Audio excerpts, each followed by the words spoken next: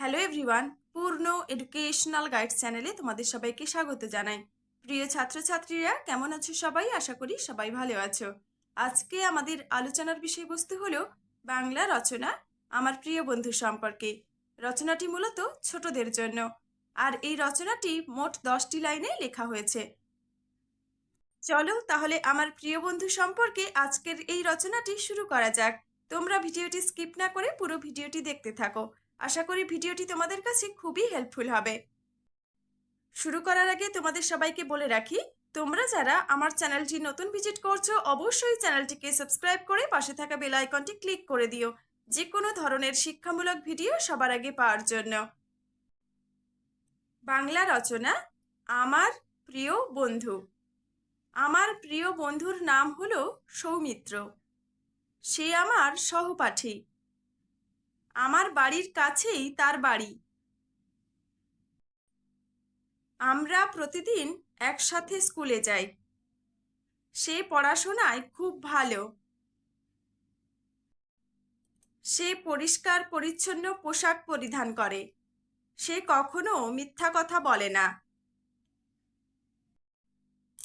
সে cricket খেলতে ভালোবাসে। আমরা প্রতিদিন বিকেলবেলা একসঙ্গে খেলি। আমি আমার বন্ধুকে খুব ভালোবাসি।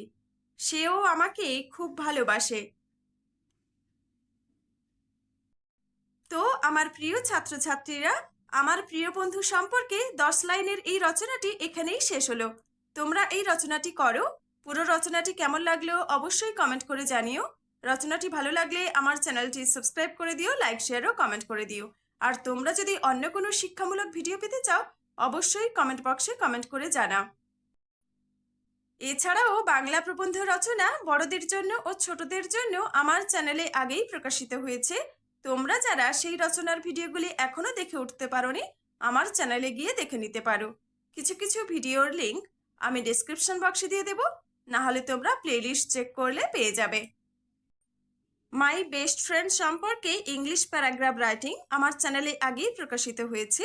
তোমরা যারা সেই ভিডিওটি এখনো দেখে উঠতে পারোনি আমার চ্যানেলে গিয়ে দেখে নিতে পারো, না হলে আমি ভিডিওটির লিংক ডিসক্রিপশন বক্সে দিয়ে দেব।